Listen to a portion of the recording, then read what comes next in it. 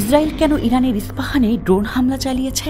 Netanyahu প্রশাসন কি বোঝাতে চাইছে যে চাইলেই তারা ইরানের পারমাণবিক স্থাপনায় আক্রমণ করতে পারে? কারণ ইস্পাহান প্রদেশেই ইরানের পারমাণবিক স্থাপনাগুলো রয়েছে।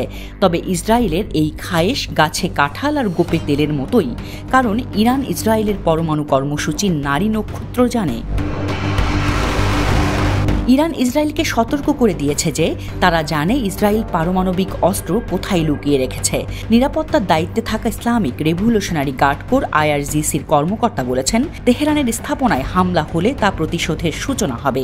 IRGCর একজন সিনিয়র অফিসার সতর্ক করেছেন যে তেহরান ইসরায়েলের পারমাণবিক স্থাপনাগুলিতে আঘাত হানতে সক্ষম।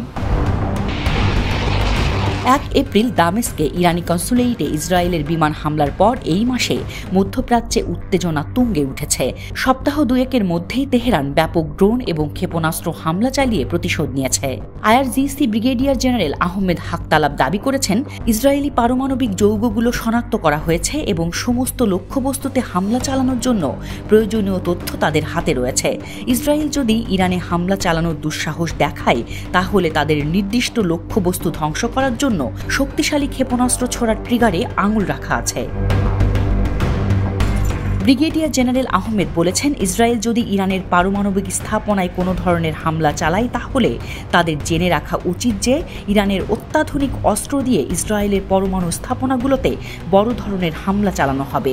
শুধু তাই নয়, ইসরায়েল যদি পারমাণবিক কেন্দ্রের হামলার হুমকিকে ইরানের উপর চাপ সৃষ্টির হাতিয়ার হিসেবে ব্যবহার করতে চায়, তাহলে পরমাণু ইস্যুতে ইরানের নীতিতে পরিবর্তন আসতে পারে এবং পূর্ব ঘোষণা থেকে সরে আসা অসম্ভব কিছু নয়। অর্থাৎ পারমাণবিক অস্ত্র বানানো শুরু করতে পারে ইরান। আন্তর্জাতিক নিরাপত্তা পর্যবেক্ষণ সংস্থা Stockholm international piece research institute বলছে, ইসরায়েলের আনুমানিক 80টি পারমাণবিক অস্ত্র রয়েছে, যার মধ্যে 30টি বোমা এবং মাঝারি পাল্লার ব্যালিস্টিক ক্ষেপণাস্ত্রের জন্য 50টি ওয়ারহেড। ইরান তার অনুমানমূলক অপারেশনের জন্য কোন সাইটগুলি বিবেচনা করেছে তা ইরানি জেনারেল নির্দিষ্ট করেননি। অন্যদিকে ইসরায়েল কয়েক দশক ধরে ইরানের বিরুদ্ধে গোপনে পারমাণবিক সক্ষমতা তৈরির অভিযোগ করে আসছে। জাতিসংঘে ইসরায়েলি প্রতিনিধি গিলাদ এরদান সেদিন দাবি করেছিলেন যে তেহরান কয়েক সপ্তাহে একটি পারমাণবিক অস্ত্র তৈরি করতে সক্ষম।